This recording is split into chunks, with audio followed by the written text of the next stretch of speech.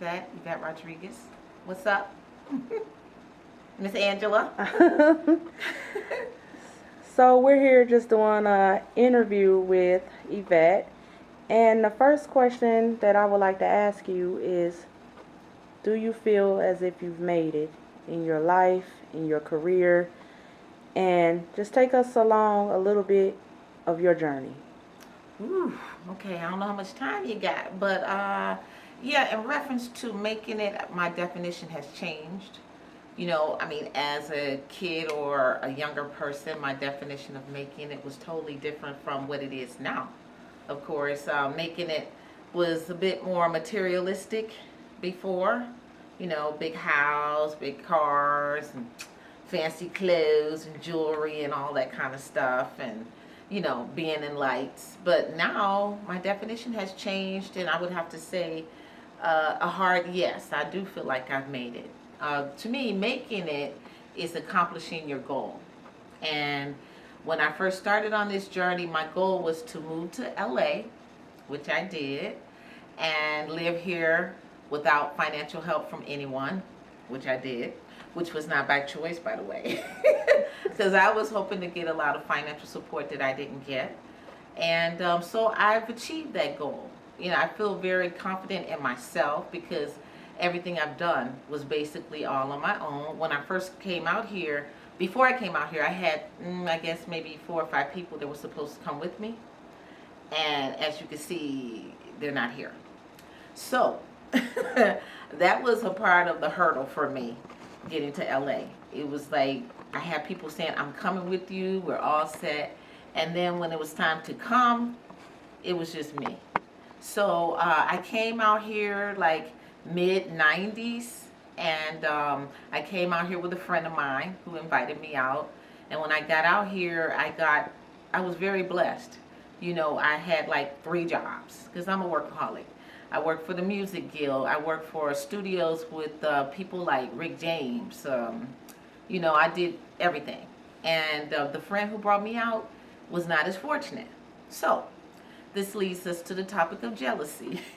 So he got really jealous and he kicked me out, although I was paying the rent.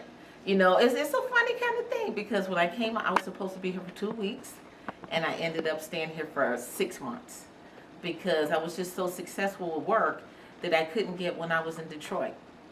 So finally, I ended up working for a Jewish couple, very wealthy in Encino. They invited me to live with them in their guest house.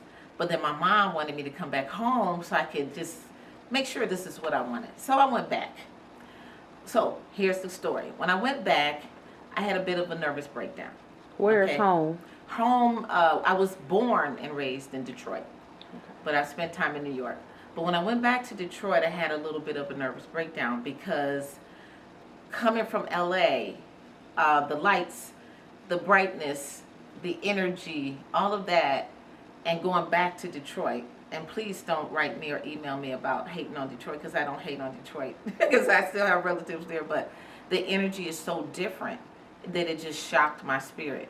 Because being out here, I was closer to my dreams. And then when I went back there, it was like, no, I can't do this, and I tried. So I got into some drinking, and I'm a little temperamental, so went a little cuckoo for a second. But anyway, when I left here, I told the guy who kicked me out, I said, I'll be back in 1 year. He said, yeah, right. Well, guess what? I came back in 1 year, exactly 1 year. And when I came back, I didn't have anyone, I didn't know anyone. I didn't have a job, I didn't have a car. I had a little money because I won the lottery for some thousands of dollars. So I had that money, and I stayed in a hotel. And right before my money ran out, I found a little apartment in Hollywood. It was a studio. It had a Murphy bed. When you take down the bed, you look like you were going inside of the wall. It was hilarious. And it had like a whole family of mice, which I didn't know at the time. But hey, guess what? I had an apartment, right? And I went to the beach every day for a while because I had hit the lottery. And then all of a sudden, I hear a voice calling me, and it was the guy who kicked me out. Ironically, it was he and I on the beach that particular day, just the 2 of us. And he was like, how did you get here? I said, didn't I tell you I would be back in 1 year? And he was like, yes, you did, but I didn't believe you. But anyway, long story short, he and I, we reconnected, and he died. He got very ill, and he died. He was a young man, but he died, and he told me I was his best friend. Because I embraced him, because he kicked me out, but guess what? He motivated me to keep up with my dream. And I got back here, and then after that, my mother died. So those were pretty much two big hurdles. That was a major hurdle, because I Yeah. had to go back to Detroit. And when I came back, I stayed there. I had to stay there for like 3 months because I had to do everything, make all the arrangements and everything. And this is a long story, so I get really emotional with that story. The way she died, it's a funny thing. I couldn't sleep one night when I had moved out here. So I got up and I wrote her a letter. I said, thanks, Mom. You know, it's all your fault that I'm a diva and I can't afford it and da-da-da-da-da. But anyway, she literally died in her sleep reading my letter. So, you know, that was tough for me. So I had to rush home, and I ended up basically stranded in Detroit because I didn't have any money. But when I came back to LA and I tried to open my door was just full of bills. Okay? So you're talking about a hurdle. And one was a letter of eviction if I didn't come with some money. So I had to come up with some money, and I kept doing temp jobs and all that kind of stuff. And, you know, things work out. And that's what I tell people. If they want to make it out here, just do it. Is it going to be easy? Oh, no. But you know what? Your day job ain't easy either, right? So if it's something you want to do, go ahead and do it. Because God opened up so many doors for me. And So at what point did you look around and say, Yvette, I think we're there. I think we made it. well, actually, you know, this is a sad story because it was just about 2 years ago. It's been that tough because I have no one out here. I'm out here alone. I don't have family. I'm not married. I'm single. So, guys, you know what I mean. Anyway, but no, I'm single. And I have no family out here. So, about 2 years ago, I woke up and I just felt a completion. I felt like, I felt like I could breathe. Like, whatever happens, I'm going to be okay. Whereas before, it was always hit or miss. You know, if something would jump off, it would be like, oh no, I don't know how I'm going to make it. But now, I don't know if it's just my spiritual faith or all the experiences I've been through out here. I feel like, you know, I'm good now. And I'm here to stay. And this is exactly what I want to do now. So it's good. Yeah, but it was just recent, as a matter of fact. It took a long, long time. But I never, ever thought of turning back.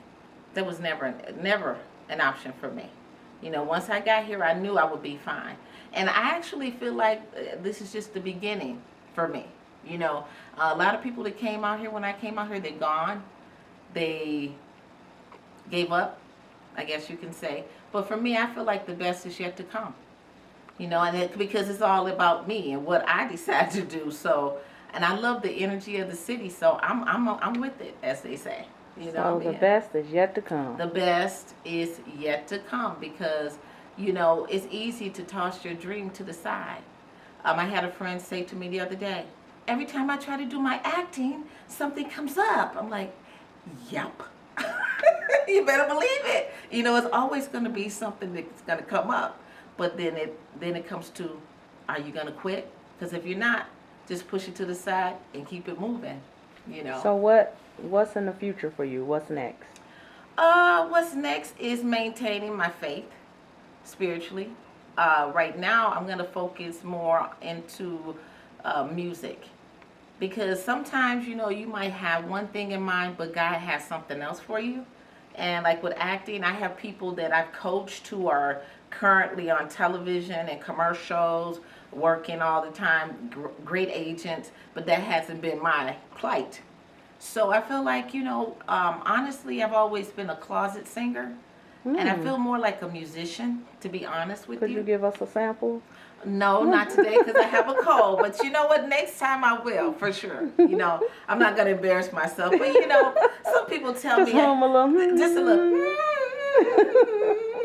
But no, I mean, if I sing, I have to go way out. But I've been compared to some really amazing singers. I've sang background with Aretha Franklin, and I've studied opera. You know, again, I am a closet singer, but I'm coming out.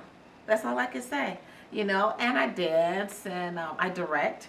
So, you know, but like you might come out with the intention of being an actress, but maybe God will take you to singing or dancing or Broadway. You might want to do film, but they're all in the same family. So that's the good thing. It's not like I'm going to become a psychiatrist. You know, I'm staying within my lane. Long as it's entertainment, I can do it. You know, but acting hasn't worked out for me exactly the way I had it planned. You know, but it's okay. I can still perform, and like I said, I teach people who are doing very well in commercials, in film, and they're doing great. And here's the thing too, I want people to know is that don't hate on people. Please don't hate on people because you don't know what they've gone through. You know, and if they're out here and you see them on TV, you see them in commercials, they pay some dues, especially if they're minorities. So stop hating on people unless you're willing to come out here and take that chance. Don't even think about hating on people. Okay. Yeah. So lastly, is that the advice you would give for anybody that maybe has a dream and they want to pursue it? Well, I mean, if you want to pursue it, I would say you got to know you. And don't listen to what other people tell you. Well, you might. Don't even think about it.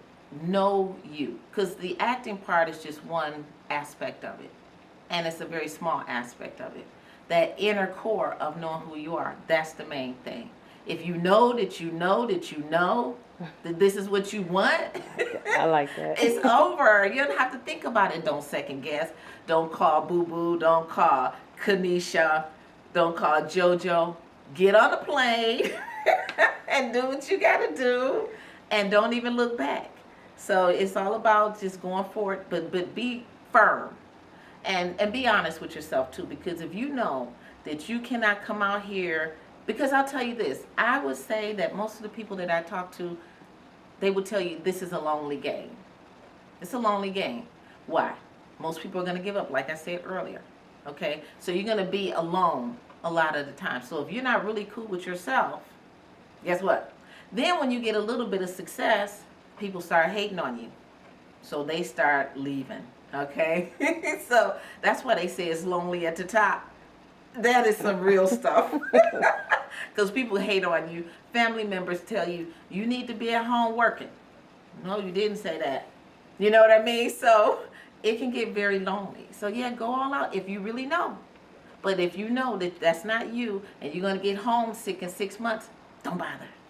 Because it's going to take longer than 6 months, I guarantee you. I have a lot of people who say, oh, I'm going to give it 4 years. What? Because it's going to take you 4 years to get used to being out here. LA is like a whole world of its own. It's like no other city I've ever been in. I mean, it is just, it's like being in college for the rest of your life. You're always learning something new. And that's what makes it so exciting.